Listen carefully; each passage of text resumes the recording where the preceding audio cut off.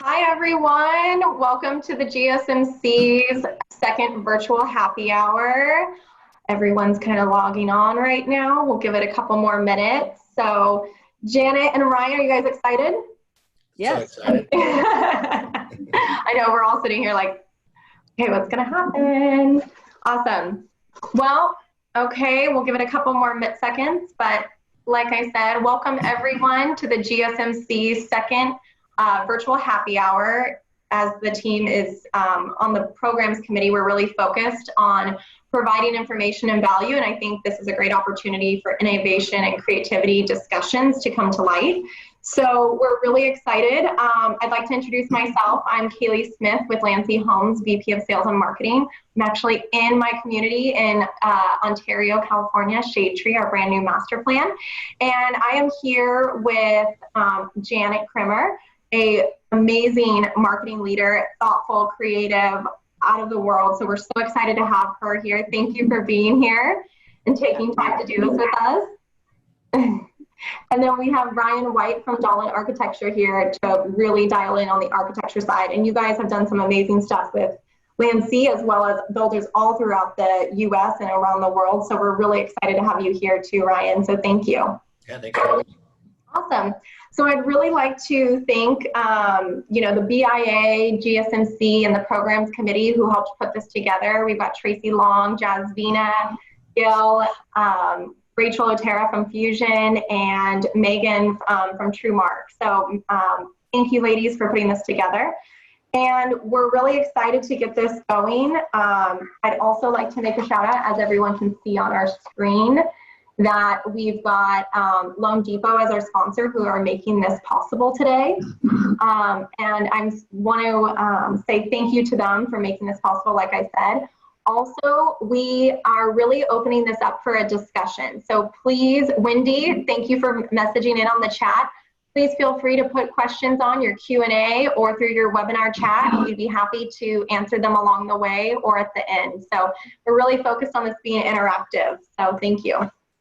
Also wanted to send out a friendly reminder to everyone. We did extend the sales award deadlines to May 1st, and we'll be announcing the awards on May 13th. So everybody make sure you get your sales agents entered for the sales awards. There's some new categories for internet sales, and it's going to be a great year. So awesome. We'll get started on our program. I know for those who might have just jumped on, like I said, second virtual happy hour. Super exciting. So are you guys ready, Janet and Ryan? We're ready. Okay.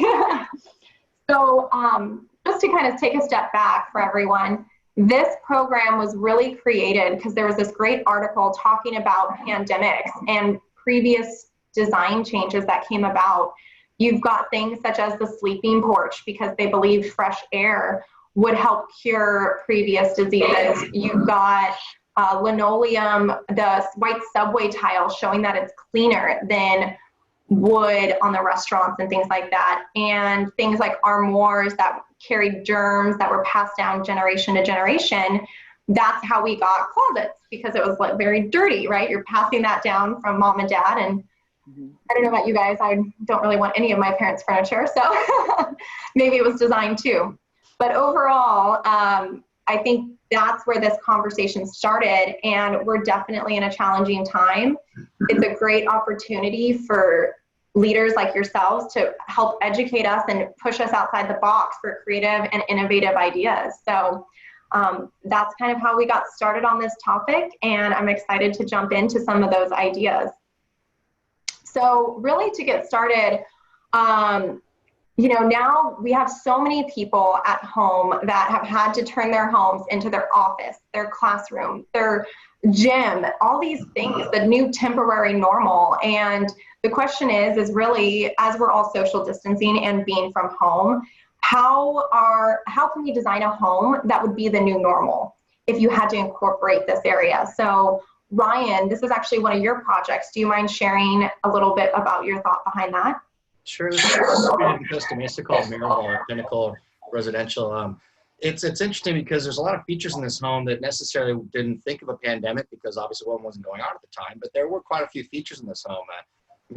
I think we're all dealing with this of trying to find a place to hide. I think you guys are all seeing this little portion of me right now, but I'm on a makeshift desk in my son's nursery because it's the only quiet spot in my home. So if I'm trying to find these little places where, for example, this house has a 1-car straight-in garage. Your 2-car garage is a swing that's standard, but it has the option to have doors that open to that courtyard. That space could double as a home office. It could double as a classroom for the kids. It's that quiet space away from the rest of the house. From the 2-car garage to the rest, there's that mudroom. That becomes, you have an Amazon box or something, you don't want to bring it in the house, that's the spot you put it. It's, I think we're going to start seeing these spaces evolve even to where it's not just hand sanitizer. It might be a sink so you can wash your hands before you come in the house. This house also with that courtyard and how the space is open to it just creates really nice airflow. So you get really good natural ventilation and some good light into this house. So I think it keeps that kind of nice positive state of mind too while you're in the space. So these are just some of the features I think you're seeing in homes and how it can address what we're dealing with. Yeah, I appreciate that, Ryan. I thought this was a great design where you have that 1-car garage where you have an optional office or a classroom or a playroom. And I think people are we've often had these floor plans with flex spaces, and people often come to the sales agent and are like, what do I do with this room? And I think this is like the new normal where though they can be designed in so many different ways. Janet, what are your thoughts on that? Well, I would just add to what Ryan said. I think first and foremost, what really came to mind for me is ability to facilitate multiple areas for work. And what I'm finding and talking to a lot of friends in the industry, they're at home, in many cases with a spouse, and sometimes even with older children at home, and they cannot be working in the same area, even if they set up like a home space, say in the kitchen, right? Because it's not really conducive to that. They've got multiple things that they're each trying to do. And so they're kind of struggling saying, well, okay, I'm going to take the second bedroom and I'm going to be in the kitchen and that kind of thing. So I think as we think forward, I think we have to build into the home design that flexibility so that if you think ahead and say, okay, if this family needed, say, maybe 2 or 3 work areas, what areas in the home could easily transition to those work areas, just as an example. And then some other things that came to foremind, and I know we're going to explain and kind of dive into these a little deeper as we go forward. Things like storage, Ryan talked about that great box outdoors that allows the Amazon people to drop off things or what have you. I think once we get supplies and things in-house, we're going to have to really think through great storage opportunities, because I think you're going to have people that are going to have things that they always want to have on hand. They don't want to be caught kind of like we did this last time where you couldn't buy certain things that were kind of essential because they were already bought out. And then speaking to a little bit what Ryan mentioned with this indoor outdoor, really paying attention to airflow and natural light. And I know we're going to get into that a little later in the presentation, but those are the things I think that we really have to think about before we start designing the homes and allowing that flexibility. I agree. And Catherine did have a question. Ryan, she said it was slightly muffled. What community is this in Costa Mesa? This project's called Mirabal. It's in Mesa Verde. Awesome. Right down the street from my hood and Catherine. Hi, Catherine. This is a special project for me. I grew up about a mile from this project. My parents live in the same neighborhood nearby, so very special project for me. Awesome. And just for those who are just joining in, this is the second virtual happy hour, and I'd like to introduce you to Janet and Ryan, and they're our speakers today. So I know we have a couple more folks still jumping in and maybe missed the introduction, so super excited. I agree with you guys, this design, home flexibility, I think this is key. And I think the one thing from the builder side, our role is once you've designed these spaces for the multi-use, it's really gonna be on our interior designers and our heads of design to make sure we can show all those options. And really our sales folks really need to dive in and think about, how is this person living? One of the biggest things is not as a salesperson how you would live in the home, it's how the buyer would live in the home. And I think we all have to put that hat on to make sure we're designing spaces for not just us. I think that's the biggest mistake we sometimes make, and I'm guilty too.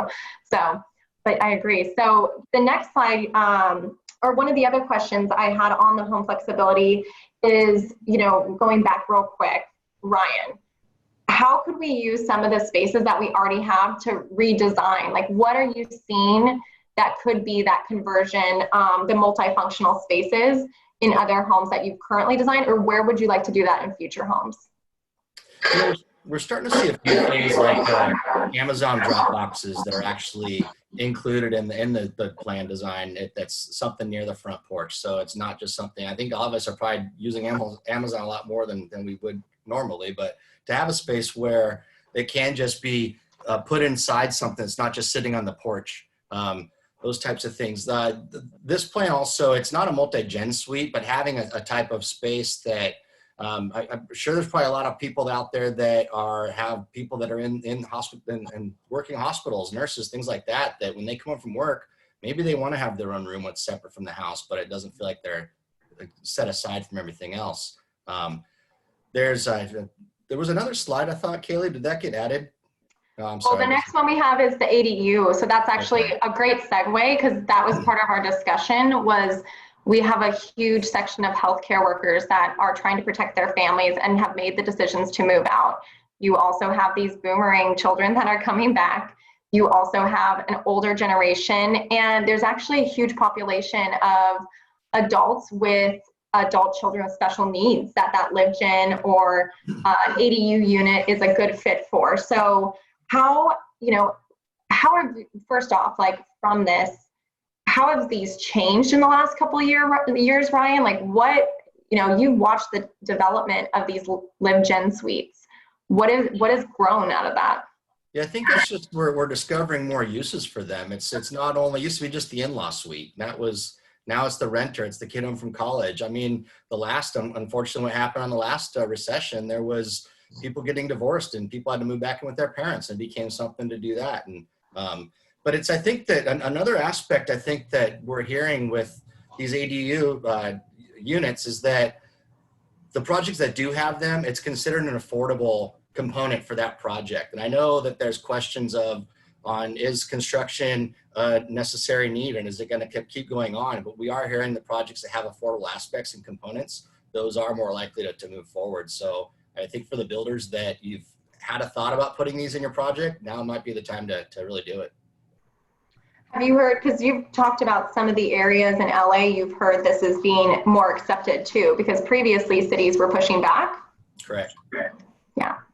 I love some of these questions. Also, like I said, there's plenty of, please write in your questions into the chat box and we will answer them either now or at the end. We're so excited for that. Awesome. So let's see. So moving on, I think our next one really is, we talked about this. Okay, Ryan, you're sitting in your nursery. I'm hiding out in one of my sales trailers. How do we take in the current homes, or how would we model and show you have all these different functionalities that are needed from a space, but yet we're having to make our houses smaller, more attainable. This is what we've discussed. So how do we use these spaces smart? And Janet, why don't you jump in here? Because you were really passionate about all these spaces. Well, I think the one thing that comes to mind is we know that generally speaking, most homes, new home product is getting smaller to make it more attainable to more people. And so in my mind, when I was thinking through this, I thought, it's really about making small spaces work harder. And that means repurposing areas in the home that previously we considered kind of dead space. A good example of that you can see in the illustration is this little playroom that they've kind of formulated out of a space underneath the stairs. And so I think as a builder and as an architect, you have to kind of pay attention to those areas that normally would be kind of wasted or dead, unused space in the home, and say, okay, is there a way we can allocate this, if not for an actual use like a room, but maybe it's for additional storage, you know what I mean? Or maybe it's for, I'm thinking today, one of the things, if you're now homeschooling kids at home, think about all the supplies and stuff that comes with that. Where do you store that? Maybe you don't have the room within your home to dedicate a full room to just that schoolroom, if you will. But if you had a dedicated space that you could put everything away at the end of the day, and it's not kind of cluttering up the rest of the house, that would be a win right there. So I think it's really, how do we make those small spaces work harder? To me, that's really what comes to the forefront. I think that's every square footage. Yeah. You're right, we have to. I mean, we've talked about, especially here in Southern California, the need to, we're going smaller square footage, and we talk about attainability and price points. And then all of a sudden it's like, okay, now you're not allowed to leave your house. And there's all these people in New York who are going crazy. And I don't know if everybody's seen those great memes where it's like people in New York working from the bathtub, people in California working from the hot tub. Like it's definitely a better lifestyle, I think. You know, and you kind of bring up a kind of second kind of caveat to that is not only just taking the square footage in the home and really making it workable, usable space, but it's also once you have a defined space, like you have a room, how do we, as a builder and architect, how do we demonstrate that that space, and we kind of hinted to this before, how do we make that space flexible? So maybe one day it could serve, or during the day, maybe it serves as a den, but in the evening, maybe it has to be a secondary bedroom, or during the day, it's a schoolroom, but at night it becomes a bedroom, you know, and I think we're going to touch on a little bit of this going forward, but I think there's multiple solutions to that. Some we can actually build into the house itself, and I think some are going to be addressed by using kind of what we call convertible furnishings, you know, that allow it to be one thing during the day and something different that you maybe need at night, just because you just physically don't have more rooms to allocate that to. You know, you've got to make that flexibility within the same room. Space. Absolutely.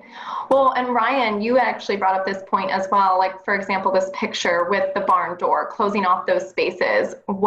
How are you going to start designing the nooks and niches where we can put little offices, or what are your thoughts? I think it is these found spaces, because we keep talking about all these big ideas, and it's the house can't get any bigger. The house needs to get smaller. Mm-hmm. So how do we get these found spaces that I think as we're all finding for a working meeting like this, sometimes it just needs to be a cozy little corner that you can close a door at. As long as it has some good light, things like that, it works great. It doesn't need to be a home office. Same thing with the exercise room. It doesn't need to be an exercise room with Pelotons and the mirror. It's just you need a small space or a yoga mat. You can even do that outside if you have the space for it. But I think it is how we get creative on some of those. For example, the picture with the space under the stair. My daughter would love that. Our savior has been our garage. We put the cars in the driveway, and my daughter's making a mess of the garage, and the mess stays outside. So it's keeping our peace of mind a little better inside the house. So yeah, I think it's more creativity and how we create these spaces to be multifunctional and not necessarily have to reinvent the wheel, but just making it better. Yeah. I mean, I think starting with the big picture is first we've got to design spaces that can be flexible, and then our job is to show them as all these different options and these different things. So like you said, going to the garage and making that a playroom. But one of the issues is that garages have to be garages. So, you know, one of those things is some of the cities are requesting so much parking. What are your guys' thoughts on that, Janet, on trying to get that down to be able to do less? Yeah, that's been a real issue for us. I know when we were developing a high density product in LA, for example, that there's a requirement for so many car spaces per bedroom. And I think what that's really going to get to is the building industry working with the cities and really getting the cities to change their thought process on that and be willing to take, I don't want to say a risk, but a chance to say, look, you know, I think if it's targeting a certain buyer segment, very much like age qualified or 55 plus, a lot of times they're not held to the same requirement as far as traffic requirements because they're thought to be more at home and they're not commuting as much. If we can somehow convince some of these cities that, hey, you know, if we're targeting, say, maybe a younger audience, first-time buyer, who may frankly only be using one car in the family, they don't need two cars. Maybe they're, you know, commuting, or if you're like in Northern California, you're using public transit. And there's not that need to have that dedicated car space. I think it's really working with each of those local cities and convincing them to take a chance and see how this can work.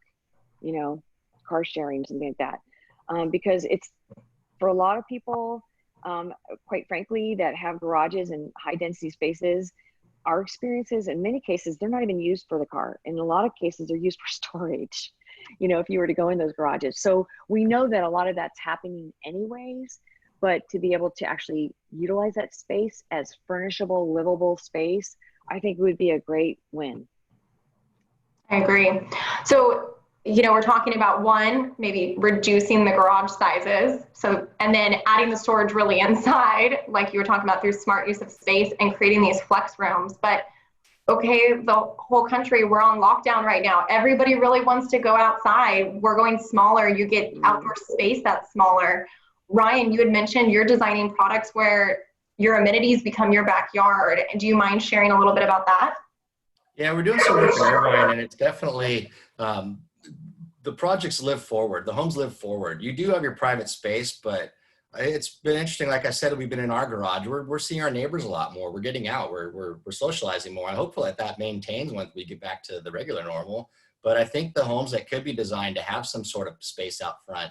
I think so far we've been talking a lot about single family homes. You get into the multifamily, that's where a lot of those communities get developed, where they're trying to rely on a common amenity and not having a private outdoor space. I think we're seeing in videos from Italy where you're seeing someone on a small deck playing the guitar, and the guy across the way is on his horn. They're playing music together. And I think if they didn't have even just that little tiny deck, it would have been our little balcony. They'd be miserable, but it's brought some joy to their life. So I think so far we've been talking a little bit probably single family, but I think there's also the multifamily aspect we have to think about. I did see one question come up too about the types of handles, door handles and things. Our website has an article talking about that for our multifamily work, of the keyless entries, more sensor entries where you're not grabbing door handles and things like that. I think you're gonna start to see more of that as well. Yeah, there's another question here, comment about foot paddles at the kitchen sink or the mudroom sink, where you could come in and wash your hands without touching everything. That's a great idea. We're all like dentists and doctors. So, and actually, I'm pretty sure. Thank you, Jane, for writing in. I'm pretty sure her husband is a dentist, so that's where all these great ideas come from. So, one of the things, Ryan, I really wanted to kind of take a step back on. You talked about the houses in Irvine living forward, and when you said that, just for the group, it really was. You had a small private patio, but then your amenity, right? Your patio was facing the park. Correct. So it felt like an extension, right? So if you are going to be confined to your home, it's like you're looking out into this beautiful park rather than looking into another set of garages. Yeah. Even though it sounds like you and your neighbors are having happy hour every day. Are we making you late for your happy hour? Your garage happy hour? Yeah, I think so. I'll slip one day. It's okay. Well, I do have another question here, and this one's for Janet. Will builders be redesigning existing model interiors to reflect the new environment once we go back to normal? What are your thoughts on that? Yeah, that's a great question. I think there's definitely opportunities to do that. Now, realistically, if a product's been developed and it's been modeled, they're going to be looking for solutions that are pretty simple to implement. And I think first, that thing that comes to mind would be to incorporate some of these, what I call convertible furnishings. I think in the presentation, we might even have an example where it shows a woman who's actually working on what was a coffee table, kind of like in a shared like family room space, but it converts to a desk, or you see where, you have a modular system like for TV, but it can transform to a bedroom. I think to the extent that builders can look at rooms and say, okay, does it make sense to show some of this convertible, solutions in this room and really demonstrate that so that people it clicks, oh, I could use this as either a home office or I could use this as a den, I think the other thing that I think would be really interesting is if you had, for example, a single family product that had a larger bedroom. I don't know if you guys even remember this, but I remember the first home that I moved to in California. I think the home was built in the 70s. It had one of the bedrooms was a little bigger than the other bedrooms, and it had a partition. It was an expandable partition, and the windows were situated in such a way that you could close a partition and you effectively would have two rooms with their own doors. And so I thought that's really interesting. It was kind of a simple solution to taking one room and creating two. Now, clearly, as a builder, you'd have to look for the right opportunities to do that. That generally means that room has two entries, which, and sometimes your Jack and Jill rooms, you have that. And then how simple would it be to do a partition? But I think those are just kind of more immediate solutions. I think for a builder who is developing community, if it has a long runway, for example, if it, has many more homes to sell and it's feasible to maybe get the team back together and say, okay, what are some quick solutions that we could do and maybe implement in these homes to address some of the needs that we just talked about. You know, can we add a little bit of a mudroom, maybe take some space off the laundry room? I look at so many laundry rooms that they're wonderful. They've got a lot of storage and they're wonderful and they've got room. But I wonder now in this new, you know, the kind of new world we live in, now I look at laundry rooms, I say, boy, you know, stacking laundry, you know, with the washer and dryers have gotten so much better than they used to be. Is there a way to stack those and maybe reallocate some of that space that was in the laundry room to something that is maybe more necessary, whether it be a mud room or maybe it's a storage opportunity, or maybe it is one of those little niches that becomes kind of this little temporary office space. But I think they have to kind of look at the house and just envision, like, you know, where are those opportunities? Maybe even under the stairway, like we talked about. Maybe there's this open area underneath the stair system that they didn't even consider, or maybe they're using it for a coat closet and thinking maybe there's a better way we could reallocate that space that would be more useful every day. Because most of us don't even really use coat closets, you know, especially here on the West Coast. They're vacuum closets, right? Isn't that where we store all our vacuums? Right. It's probably decoration closets. Oh. So one thing I'm hearing is, so we need to design a 5-bedroom, 800 square foot detached home, like with all this room for storage, like all these different things, and put this Murphy bed in, have the park. It's kind of like, there's a lot we're trying to squeeze into these little homes. And there's actually a question here from Manny that kind of segues into that. With more people telecommuting and all of the issues with personal distancing, will there be a bigger market for single family rentals in areas like the Inland Empire, where you can afford more than San Francisco and more personal open space? What are your thoughts on that, Janet? Well, you know, I have to tell you, if you read the latest articles on, you know, the millennials, the older millennials, what they'll tell you is a lot of them are migrating to the suburbs, mainly for that reason, because once they're having kids, they want that personal space. And generally speaking, in most suburbs, the cost per square foot is much more attainable than, say, some of the more high density cities. You know, I think that's really, but I think with that, there's a trade-off to that, right? I think living in the suburbs, you know, for those of you that maybe live in the suburbs, I know I used to live in Ladera Ranch. I loved that community, and it was ideal when I had kids, loved it. But frankly, once I was kind of out of the kid family part of my life, I felt a little bit out of place. You know, I wanted something that was more walkable, and I was willing maybe to pay a little more per square foot to be in a more high density area. I think it's definitely up to a personal choice, but certainly we've seen that migration where folks want more space. I would say more dedicated space to like each child, to mom and dad. It's been something that we've seen. We saw it when, I think it was in the mid-90s when pricing went up. Invariably, that was the first time, frankly, that I started to see homes.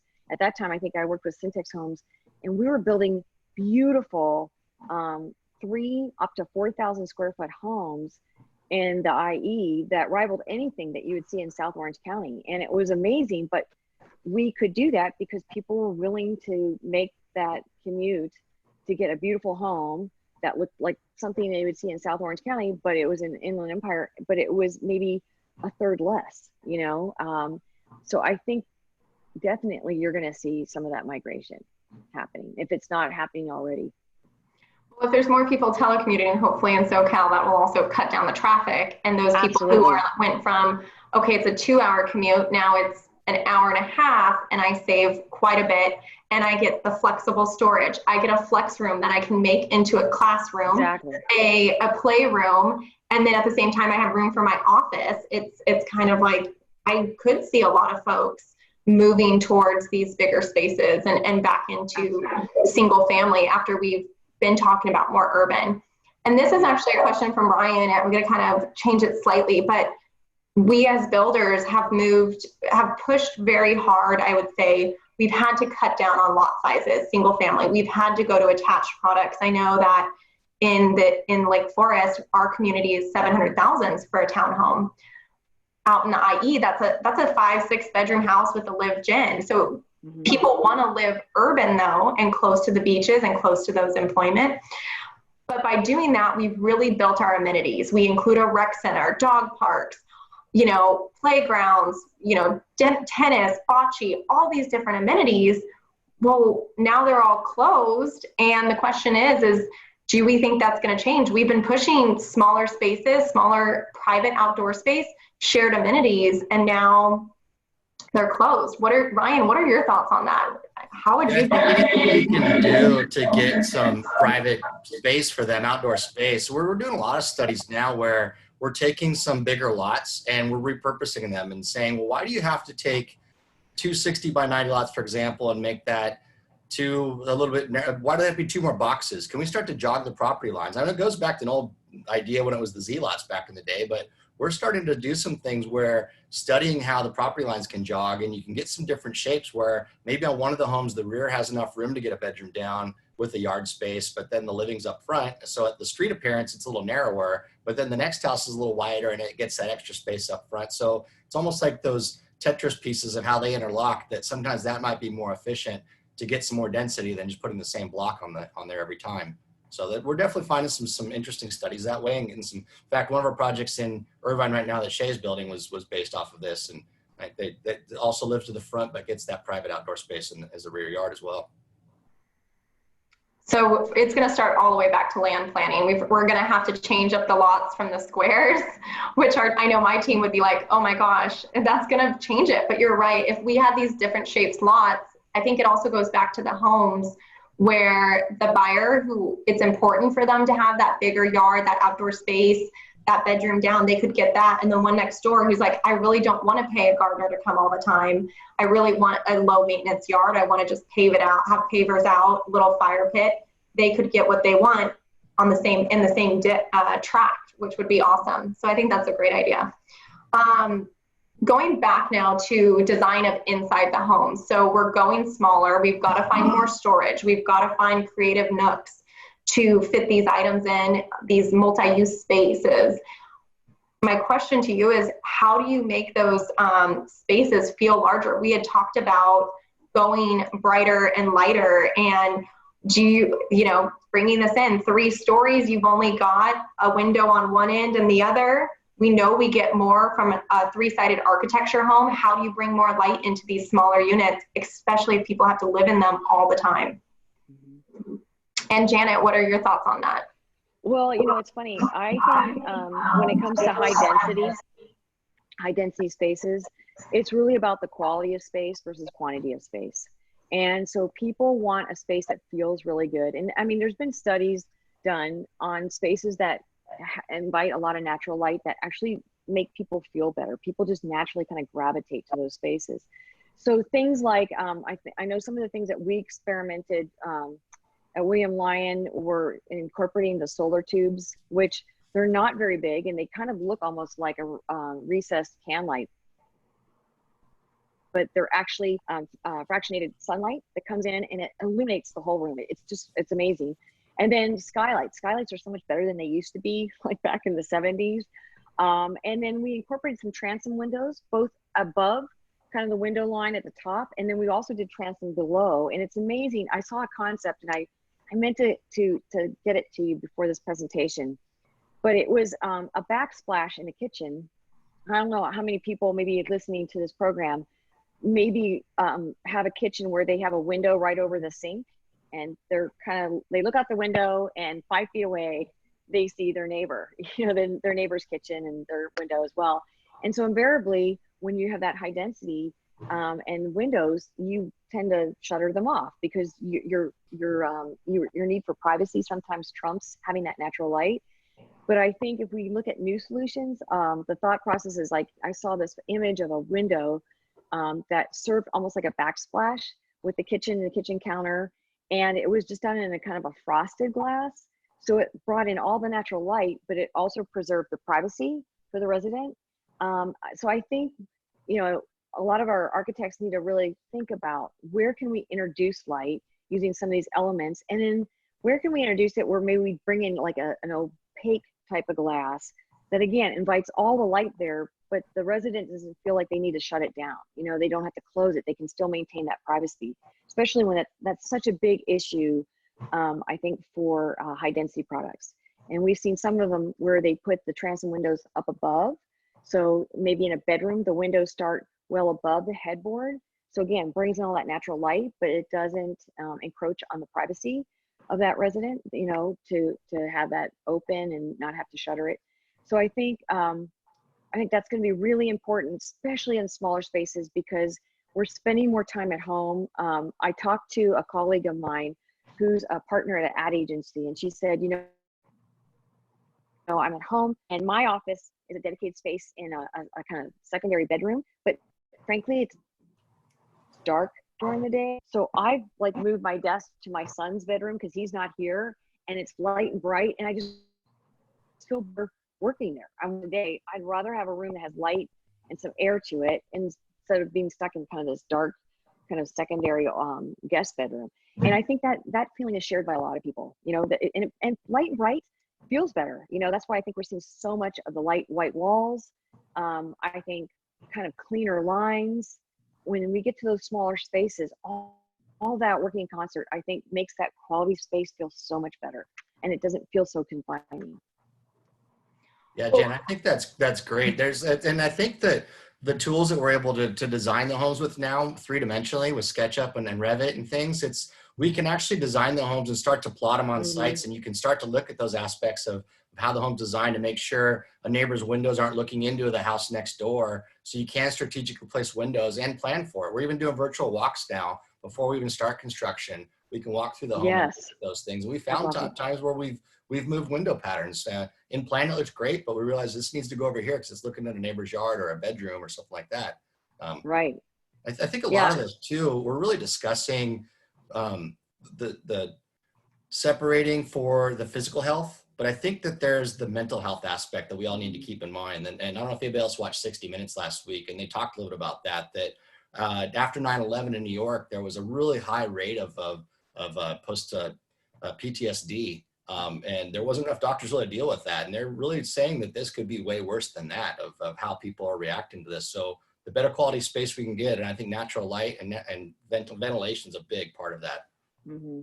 Yeah.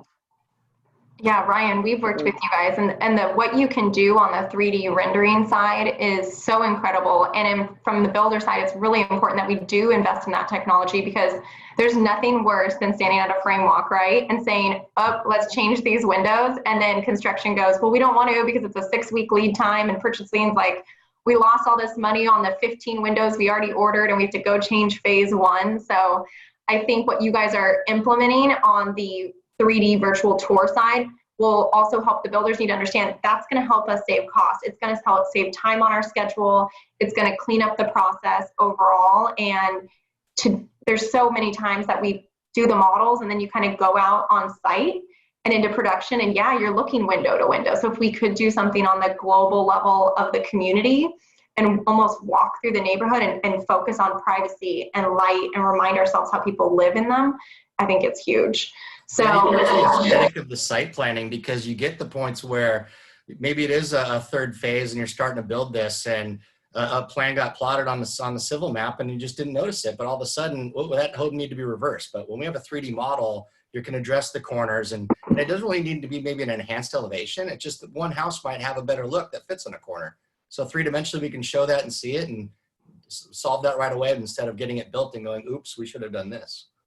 Well, and you know, I would add to that, as I mentioned, I think we were talking earlier this week, we did a product up in LA, and it was a combination of a lot of high density, and one product in particular was 3 stories with kind of a rooftop shared deck that was nice. It was privatized and it was a great living space.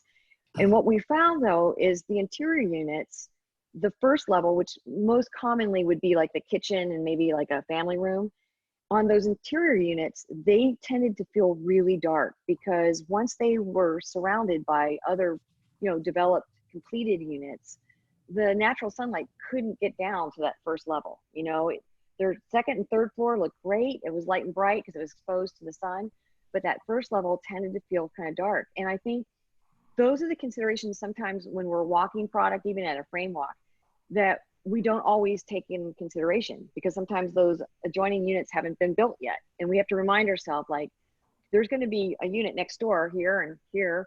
And when this resident comes into their main living area, they're not going to see a lot of natural sunlight in this first level, because it'll be obviously blocked by the product around it. And so how do we work around that? You know, how do we merchandise to keep it light and bright and feel airy, and maybe introduce that indoor outdoor living to bring in some of that natural airflow to that first level unit that otherwise could feel kind of dark and almost dungeony, you know? I think those are the considerations we have to think ahead. Yeah, I think Ryan, you gave an example when we were planning for this call about a master bath. You said that, was it you guys designed, and it had a skylight, and it was just a better experience. It was a project of ours. I was down in Pacific Highlands Ranch in San Diego. It was one of the projects that Party did. You go to the second floor and walked into this master bathroom, and the bathroom was nice, but they had skylights, and it was just a wow. You turned the corner, didn't expect that. And it made what was a pretty typical bath turn into a really nice bath. Yeah. Well, maybe after this call, maybe a year from now, we'll be walking a bunch of products with skylights and solar tubes, and we'll give you guys the credit for that. I thought Gretchen had a great question here. Has there been any discussion about introducing soundproof spaces in the home? Working from home with partners, children, pets, etc., while doing a phone call or video can be difficult. What are your guys' thoughts on that? Yeah, I'm surprised my dog hasn't barked while we're on this. I think right now, everybody in the pandemic you kind of got that the first couple of weeks, we're getting used to it. Everybody's doing Zoom for the first time. But if this is the new normal, I think those spaces, by what you showed in the very first slide, Ryan, where it's this space that's kind of set off, that flex space, and that one car, replacing that one car garage, that would also kind of setting it away from the rest of the home to have these private spaces. Yeah, and I think another thing that we discussed before too, Kaylee, was the rule of thumb designing a master bedroom closet is 1 linear hanging foot for every 100 square foot of home. So that's just shelf and pull. If the builders kind of start looking to more efficient ways of storage, can some of that floor space that would be a walk-in closet turn into one of those little cozy niches that when you just need a 15-minute phone call and you need to be quiet, a found space like that. I know, Kaylee, you mentioned that you had some buyers look at a closet and go, oh, this looks small, but then once you show them, well, you could put this storage rather than just shelf and pull, they go, okay, we can make this work. Absolutely. And one of the biggest things you get is, right, as a sales counselor, you walk into this model and you always know when the wife goes, oh, this closet's so big, right? And that's always a good sign, but you want all this space, and you're right, it's often bigger than the master bathroom. But there have been some projects in the urban areas. It's just not possible. We're going smaller. We're going more attainable. And the closets that aren't done by California Closets or some kind of design built in, or, you know, the light, because California has the lighting, the drawers, the hamper, all of a sudden those objections are gone. They're like, oh, I really can see it. So I think it's our responsibility as builders, once again, going back to these pieces of furniture, the Murphy bed, the coffee table, if we're going to go smaller and we're going to create these flex spaces, it's our responsibility to show how to do the storage, to show how to work from home, to show all these different, to turn a bedroom. We often show so many models with secondary bedrooms, right? And I love to do that. It's the cute headboard, you've got the horse coaster, but if you have a 3-bedroom home and that person needs a guest room and an office, do we put a Murphy bed in to show this, to show that it can be a flex, or, you know, mom comes to visit for a month? So I think it's our responsibility to show those features, and it makes a difference in the selling process. Yeah, that could even turn into, right now you're dealing with people having to quarantine. If it's a room with the Murphy bed and you're a small apartment that's a 2-bedroom with a den space, that maybe you could pull the Murphy bed down, and that's where someone quarantines if they're sick. Yeah, absolutely. Yeah. I think we've also touched a lot on the work from home aspect. There's also the socializing from home, so the multifunctional spaces, but we're starting to see, I mean, I'm sure all of us have done you've got your arm extended and you're doing a FaceTime with your family if you haven't seen them in a while, or your friends, and it's virtual dinner parties, that maybe the dining room spaces like that are going to start to have room for a TV with a camera, that you're going to be doing virtual dinner parties. So I think there's a lot of different things we need to think about of how we're designing spaces and how they live. Yeah. There's another great question here from Gretchen. I've also heard that people are over the great room concept. Living, working, cooking in the same large space is tough. Do you see that trend changing or adding expandable partitions? Janet, what are your thoughts on that?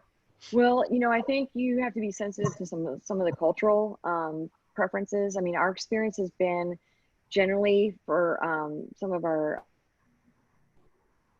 East Indians, and to a certain extent, even some of our Asian buyers that do a lot of home cooking and have extended family. You know, the great room concept was kind of a negative because they really wanted cooking and all that goes into that to be separated from kind of the dining experience.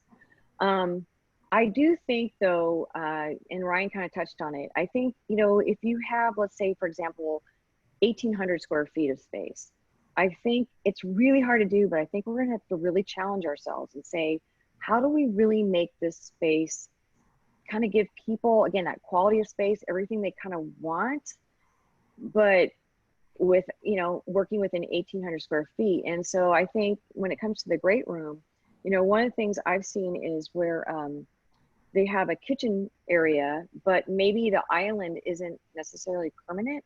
It's actually, we've seen, you know, people can see this, you can see it at Wayfair or different, you know, online stores, where the kitchen island really is actually a piece of furniture, right? And it can be removed. It can become a table if you know, entertain a lot and you'd rather that be a table than an island. I think one of the best things I ever did was I went into IKEA. I got stuck there for some reason. I was looking for some organization, you know, they kind of force you to go through the whole IKEA shop. But I will tell you, they are so smart about demonstrating how to make small spaces really work, because that's kind of their niche, right?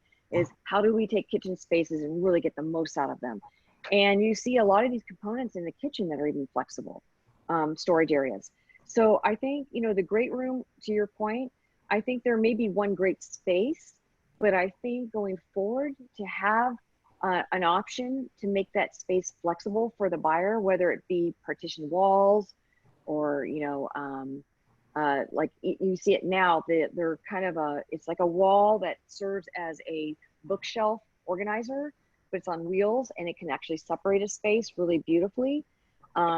But demonstrating that, maybe merchandising that, so someone could see if I want it to be open and big like that, I can do it. But if I really need to kind of use a portion of that as maybe like a playroom or an office, I could bring in this wall space, this partition. I think it would give people a lot of flexibility and options, right? Yeah. So it sounds like we're thinking create these flex spaces and allow the homeowner to almost have that flexibility through these movable walls and bookshelves and furniture. And then once again, it's our job as builders to merchandise it. Really, you have to know who your buyer profile is, though, don't you think? I do. Yes. Yeah.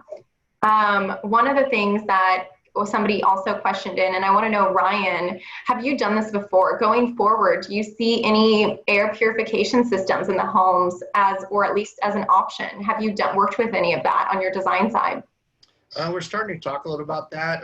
We're doing work up at Landsea right now, and it's supposed to be a net zero community. I know I was out in Vegas for the Builder Show and talking to Panasonic and their systems they have. So I definitely see that becoming a big thing in the homes.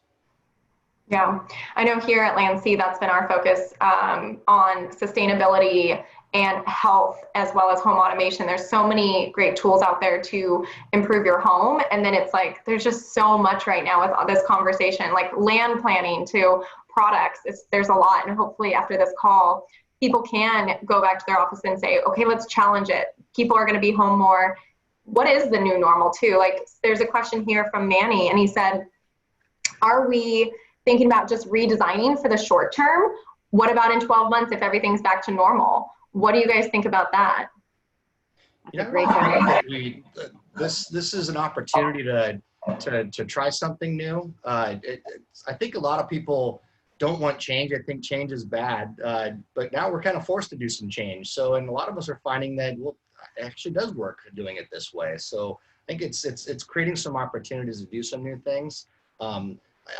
I think there's definitely going to be some things that go back to normal, but we're definitely going to find opportunities, and like we opened the show with, of what we learned from past pandemics, of the closets being created because armoires are gone away, the powder rooms, the use of different materials. So I think you're definitely going to see carryover from something like this. Well, and I would add to that, I still am a big believer that, you know, we always think that more square footage is better, bigger is better.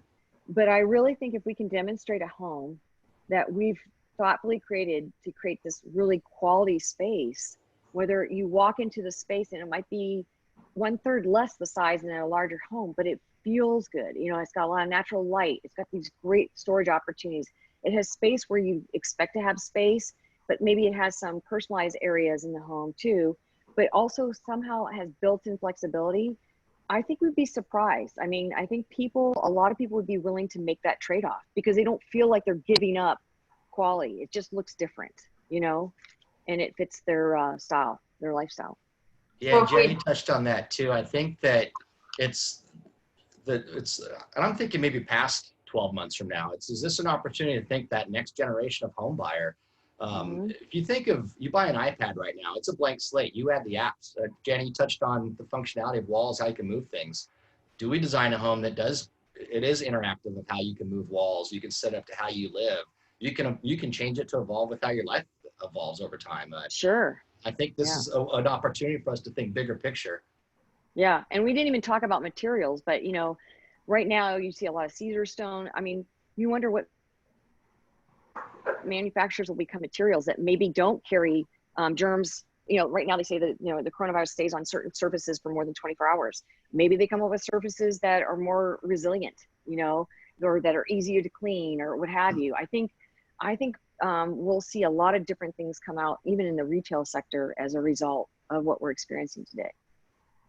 Well, and I agree 100%. And I think Ryan touched on talking about PTSD after these big events. And even if this gets under control, I think you have a generation that's now lived through a pandemic, and we're always, I think for the rest of our lives, going to go, is there going to be another pandemic? So do I buy a home?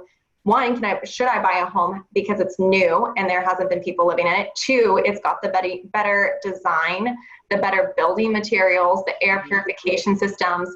It allows these flex spaces, my layout and the land design and my lot fit better. So I do think it's going to be, there's some things that will continuously stick because we are going through a life change right now. So thank you, Manny from KTGY. And I have one final question. We have about 8 minutes. So this is a great question from Heidi at AI. What's the biggest lesson to be learned during this time of rethinking design?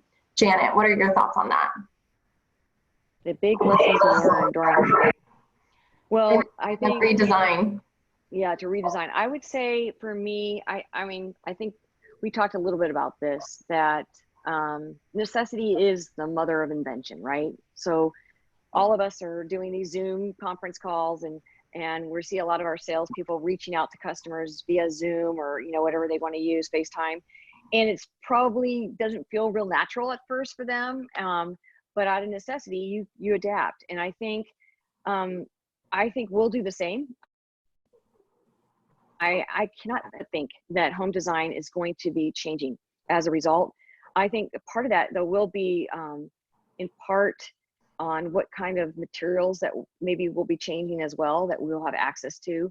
I mean, we still need to build homes in a way that we can sell them and keep them somewhat attainable.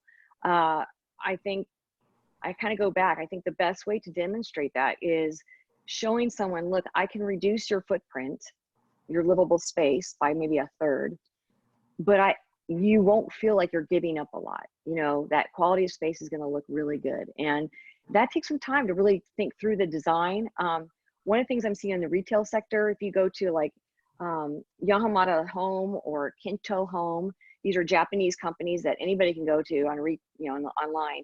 They have really great storage solutions, but I think why people love them so much, they look good. You know, it's like the iPhone.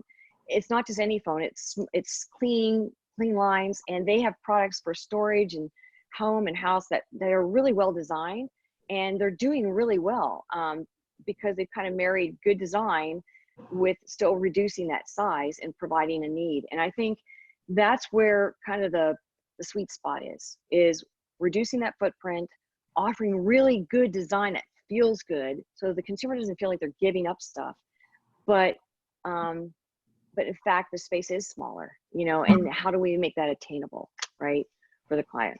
I don't know if that answers the question, but that's a great point. I mean, Ryan, what do you think the biggest lesson is to be learned right now as we're living through this pandemic? You know, it's interesting that we've had a lot of internal conversations at Dahlin of how we are, the mentality of this. And we've been seeing a lot of Simon Sinek TED Talks being posted, and he's some little updates what he's saying. He's talking about don't think positively, because if you think positive, it's ignoring that there is a problem, because there is a problem. But think with optimism. Optimism means there's an end. So I think if it's really just changing your mindset of not how to deal with this, but acknowledging it as new ways to think and new ways to come up with better ideas and how to evolve. I think that's what we've really done to take this to heart.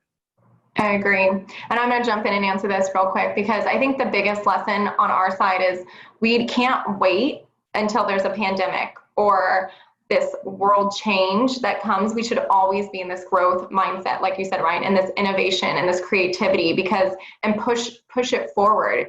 I think it's really exciting. It's scary right now, but we've been talking as a company, and I've been talking with my team and all the marketing folks that I know are on this call.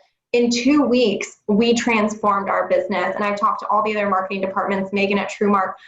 They're busier than they've ever been. We went from withholding all this information online, where we forced them to come to the sales office. Now we're saying, here's all the information online, figure out what you want, then we're going to screen you, and then we might have an appointment with you, because we want to make sure that we're limiting ourselves to really serious buyers. So the whole industry has shifted in a matter of 2 weeks, and I think that what we should take from it is we should always be thinking about how we can innovate and grow and change rather than being forced. But unfortunately, too, we're being forced to all Zoom, and I've never Zoomed until the pandemic. So I'm guilty of it too, but I do think that would be the one lesson. So listen, we have a couple minutes left. There's so many great questions that are coming in. If anybody has some last minute ones, we'd love to cover them. Real quick, I'd like to thank again Loan Depot as a sponsor, in case people do have to jump off. They were the ones that made this presentation possible by sponsoring the GSMC and supporting this. So I do have one more question here from Gretchen. Gretchen, love all your questions. And Ryan, let's start with Janet on this one. Do we think things like touchless automatic faucets, toilets, and things we see in airports will come into new homes? That's a great question. I would see that happening, obviously, in a way to avoid, I guess, touching germs and things like that. I will tell you, I travel a lot, and when I'm in the airport, especially in a public restroom, I feel like I'm doing this funky dance, because I'm trying to get the soap, and I'm trying to, so, you know, I don't know. I really don't have a clear answer on that. I think, I do think we're going to see more home automation. I mean, if you look online and kind of Google what you see in the future, you do have where appliances will turn on themselves when it's time to make coffee. They understand your routines. The blinds go up at a certain time of the day. Lights go down at a certain time and in the evening, automated, just because it just keeps it easier for the home buyer, right? Everything's kind of automated and adjusted to their lifestyle. I think the other thing, you know, not to spin us off, but you know, you're going to see right now, there's so much input and artificial intelligence, right? And we haven't even talked about, you know, computers that are brought into the home to do house cleaning, things like that. I mean, I don't know how far in advance that's going to be. So while I believe, I don't know if it'll look exactly like what we're seeing in the airports today, but I do think that home automation is definitely in the future. I think it's going to require less kind of physical participation on the homeowner's part, whether it's cleaning the home, reordering supplies for the home, you know, things of that nature, you know, conserving light. I mean, we're seeing some of those already being implemented. And I think it all speaks to kind of the ease and comfort of living at home and spending more time doing the things that you want to do and not focused on doing the things that you kind of feel like you have to do. So that doesn't seem to me out of the realm that, you know, it would be something simple. You know, you walk in a bathroom, the lights automatically go on, maybe the water goes on. If it knows a certain time you're taking a shower, that doesn't surprise me. That's very plausible in the future. And I would jump in there too with Gretchen. We've actually done some touchless toilets where you do wave your hand. And I would say, going back to the last lesson learned, you have to innovate prior to something happening, because the technology wasn't there. We unfortunately had to change those all out, because it was exactly that, where you'd go in and you're like, ee, ee, ee. It looked like you were on a DJ. it wasn't flushing. So I think that's definitely, hopefully things like this will push the innovation and the design and the R&D research for those materials and products forward so they can be more reliable and come further. So, and more cost efficient, right? They have to be more cost attainable for us. And we'll see those costs go down over time. You know, I'd add one more thing to that too. I really feel that it's very easy for all of us in the building industry for that type of question. I could easily say, well, I don't spec that in my drawing, so I don't know. But it doesn't mean I haven't experienced those things. I can't bring the suggestion up. All of us have the opportunity. If you've seen something like that, you've had a great experience, share it with the builder. Maybe they didn't think about it. It will spark a conversation for them to do that. So I really inspire us all to just don't think it's like, well, I don't spec that, so it's not up to me. Keep talking about it. I think that's a great point. And I think that's what this virtual happy hour has become. It's even better. This is a brainstorming opportunity. And thank you for everybody who participated and sent in their questions, because I'll be honest, Janet, Ryan, and I never talked about automatic toilets or faucets. And it's just great to have that other perspective. So we have hit our time. Thank you everyone for coming to the second social hour for the GSMC. Thank you, Janet and Ryan, so much for your time and your expertise. Yeah, and so thank you everyone. We'll be sending out the information for the next event. Everyone take care and have a great day. Bye. Bye, everybody. Bye.